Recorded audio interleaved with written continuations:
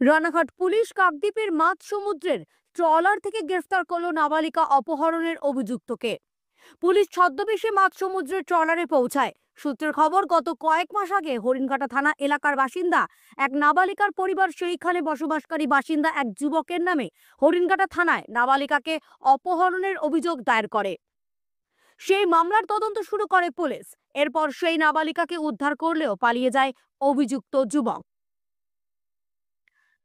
Police সূত্রে খবর, গত কয়েকদিন আগে রানাঘাট পুলিশ জেলার সাইবার ক্রাইম বিভাগ ওই অভিযুক্তের মোবাইল কাকদ্বীপ এলাকায় অ্যাক্টিভ হতে দেখে।